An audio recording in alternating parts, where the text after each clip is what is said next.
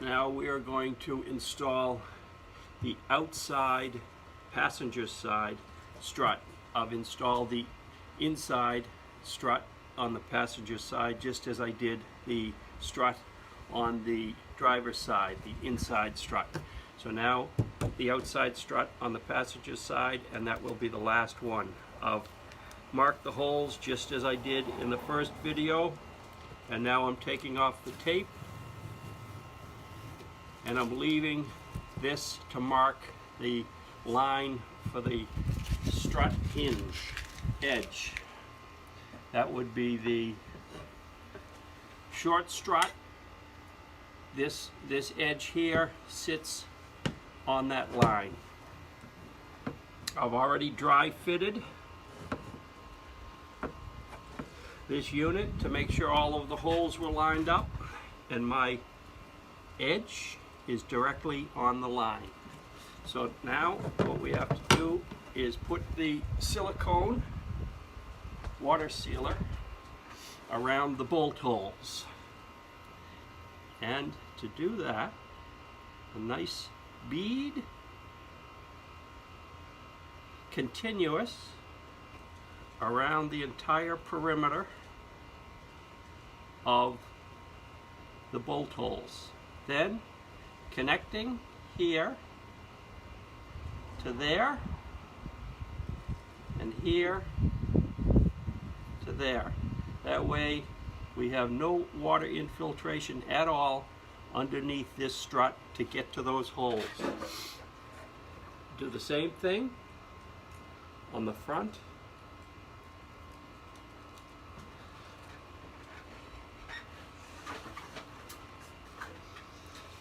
My tape can stay. That just says passenger side bottom. I marked that when I first put them together. You'll see that in the video.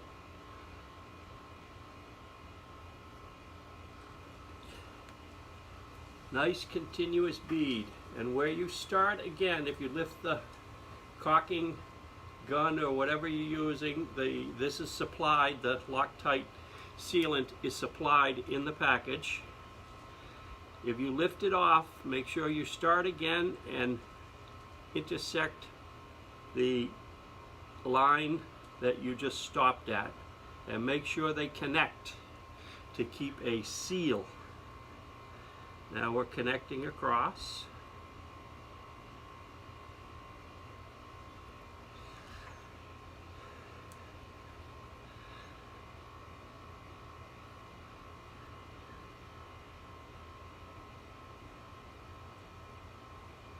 Okay, that is both ends done. There is no need to do any of this just where the bolt holes are. It's waterproofing. That's it. Alright, now, I told you I had dry fitted this. I know it fits beautifully. Your line is here, your holes are here. We're going to take this, flip it, and look down over the holes. And that line can be your guide also. And once you get it over the holes, let it start settling in, making sure your line is lined up and the holes are lined up.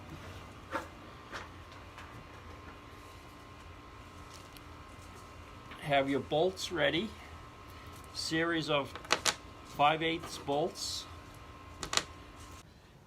Now that we have our strut seated with the silicone underneath, it's time to make sure it's parallel using your measuring tape to make sure you have the same dimension from the inside of this strut to this strut. Those are the only two that matter on this panel, just these two. And the dimensions are exactly the same. That's what you want, for it to run parallel. And if not, you got to make a little of adjustment, but if you follow the insides of these ridges, it's gonna be straight. Now it's time to put in the bolts. This particular one, I like to lay out, for all of them, I like to lay out my instructions in the direction that these go on, so I can look This one takes 1 3/4 inch bolt here. This is a JK model, so it takes 1 3/4 inch bolt here. So I'm going to put that in first, and all of the rest are 5/8. Now we will do a series of 5/8 bolts. I like to back spin them in my finger, between 2 fingers, and then turn it as I apply the bead and place it in the hole.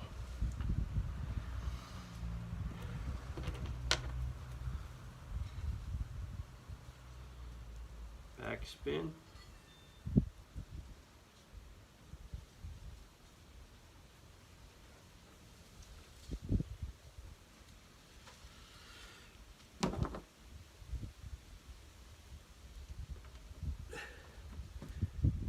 Drop it in the hole.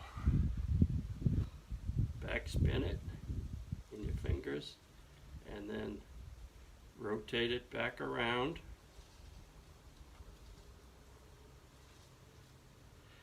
Putting a nice healthy bead on the underside of that little cap around the square shank.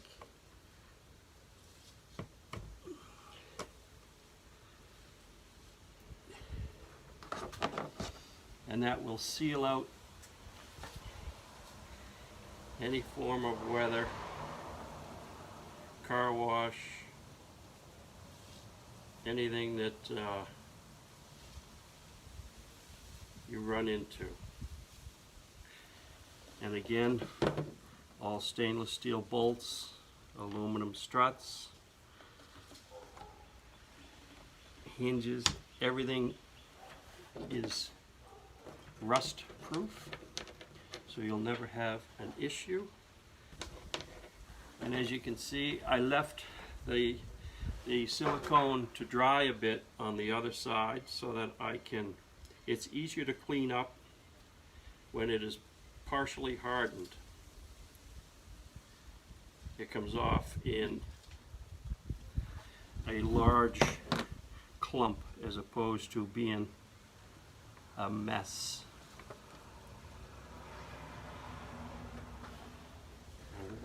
One more bolt for this entire system and we'll be finished,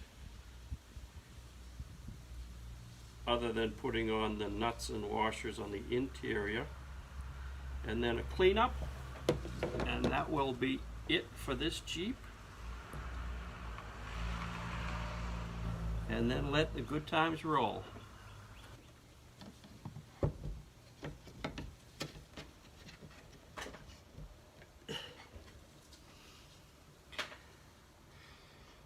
Yes, put a weight on top of those so that they'll stay in place. And this one here, I put the weight on top of this. If you had 2 people, someone could hold these in place. Chances are they would stay anyway while you turn on the nuts and washers, but that is, this way ensures that they do not slip up. And that's it for today. The rest of the work is inside.